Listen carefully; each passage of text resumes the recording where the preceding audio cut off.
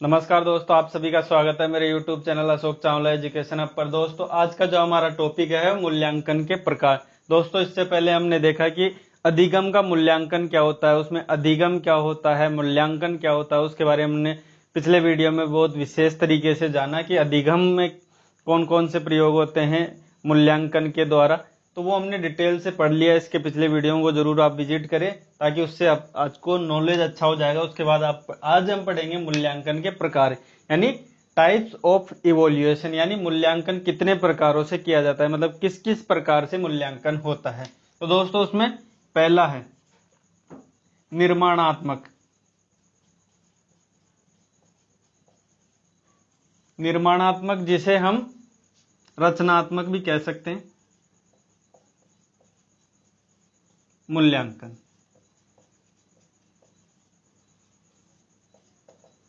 दोस्तों निर्माणात्मक और रचनात्मक मूल्यांकन होता है सर्वप्रथम। दोस्तों सर्वप्रथम ये इसलिए होता है कि दोस्तों जब क्या है कि एक अध्यापक होता है वो कक्षा अंतर्गत जब बच्चे को पढ़ाता है यानी बालक को शिक्षा देता है तो उस समय निर्माण करता है, बालक की रचना करता है। दोस्तों कोई भी चीज हम जब बनाते हैं तो उसमें स्टार्ट किससे करते हैं? निर्माण से, यानी उसके बनाने से।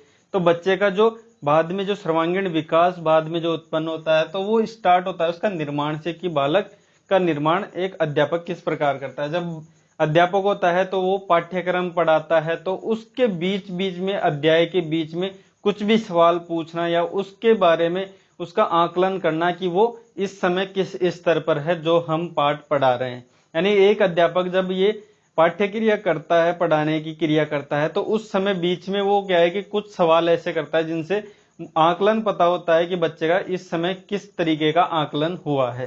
तो इसमें क्या है कि निर्माण में बच्चे का स्टार्टिंग में पोजीशन देखी जाती है एक अध्यापक के द्वारा कि बच्चा इस समय किस स्तर पर है जो अध्याय हम पढ़ रहे हैं उसके आधार पर। तो ये बच्चे की एक प्रकार से नींव है जो निर्माण में रखी जाती है। दूसरा है दोस्तों योगात्मक। योगात्मक जिसे हम अंतिम भी कह सकते हैं मूल्यांकन। दोस्तों योगात्मक और अंतिम मूल्यांकन से आप ये बात समझ रहे होंगे कि योगात्मक यानी टोटल, यानी बच्चे का जो भी अब तक जो भी पढ़ा हुआ है या जो भी उसने अध्ययन किया है, जो भी अधिगम किया है, उसका टोटल यानी उसका जितना भी सत्र कंप्लीट होने के बाद जो उसका मूल्यांकन होता है उसे योगात्मक कहते हैं। और अंतिम मूल्यांकन का मतलब जो अंतिम में, सत्र के अंतिम में, जैसे मैंने अभी पिछले वीडियो में भी आपको बताया कि जो सत्र चलता है वो दो प्रकार से चलता है, या तो 6 माह के अंतर्गत जिसे हम सेमेस्टर सिस्टम कहते हैं, एक ईयरली एग्जाम जो कि वार्षिक परीक्षा जिसे हम कहते हैं। तो उन दो माध्यमों से हम मूल्यांकन करते हैं अंतिम मूल्यांकन जो योगात्मक। योगात्मक का मतलब है इसमें जो भी बच्चा अधिगम करता है उसका पूरे का मूल्यांकन होता है कि मतलब अब तक बच्चे ने क्या सीखा, यानी या तो सेमेस्टर के आधार पर या फिर ईयरली एग्जाम के आधार पर बच्चे का योगात्मक किया जाता है कि इसमें बच्चा किस प्रकार का रिएक्ट करता है लास्ट के अंतर्गत, की मतलब अब तक इसने जो भी अधिगम किया है उसका क्या परिणाम हुआ। तो वो योगात्मक मूल्यांकन के अंतर्गत आता है। तीसरा देखते हैं दोस्तों निदानात्मक मूल्यांकन। दोस्तों ये जो तीसरा मूल्यांकन है निदानात्मक मूल्यांकन, उसके अंतर्गत क्या होता है? उसके अंतर्गत जैसे हमने शब्द के माध्यम से हम देख सकते हैं कि इसमें निदानात्मक मतलब मूल्यांकन के माध्यम से निदान किया जा रहा है, यानी उपचार किया जा सकता है। दोस्तों उपचार या फिर हम कह सकते हैं इलाज। दोस्तों जब बच्चा होता है कि जब उसका पहले तो क्या है निर्माणात्मक मूल्यांकन होता है कि मतलब बच्चे को पढ़ाते समय बीच में ही कुछ सवाल पूछ के उसका आकलन करना दोस्त, ठीक है। और दूसरा है योगात्मक, यानी उसका जो ईयरली या फिर हाफ ईयरली जिसे हम सेमेस्टर सिस्टम कहते हैं उसके द्वारा मूल्यांकन। और निदानात्मक होता है जो अंतिम में।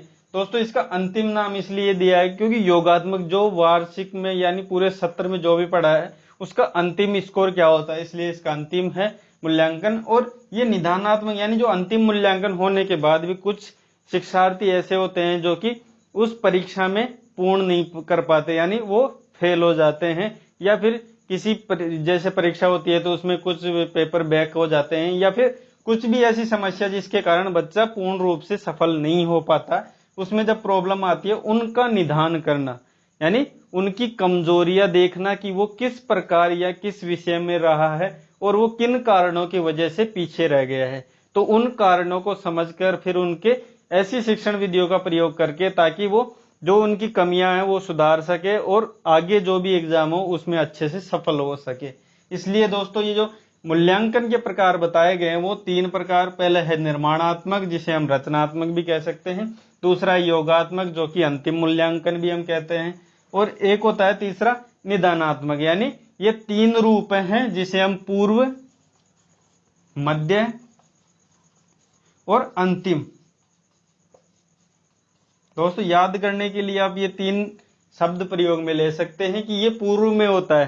पूर्व में होता है जो निर्माणात्मक होता है जिसमें बच्चे का निर्माण किया जाता है, योगात्मक यानी जो उसका निर्माण करने के बाद जो अंतिम उसका मूल्यांकन होता है योगात्मक वो, और उसके बाद अंतिम होता है जब मतलब बच्चा कुछ फेल हो जाता है, किसी कारणों से पीछे रहता है, तो उन कारणों को जानकर उनमें विकास करना। तो दोस्तों इन कारणों के माध्यम से बच्चे का पूर्ण रूप से सर्वांगीण विकास किया जा सकता है इन 3 प्रकारों के माध्यम से। तो दोस्तों वीडियो कैसा लगा, मेरे द्वारा दी जाए जानकारी कैसी लगी आपको? अगर अच्छी लगी हो तो ये वीडियो को ज्यादा से ज्यादा शेयर करें और वीडियो को लाइक करना ना भूलें। बाकी वीडियो देखने के लिए आपका बहुत बहुत धन्यवाद।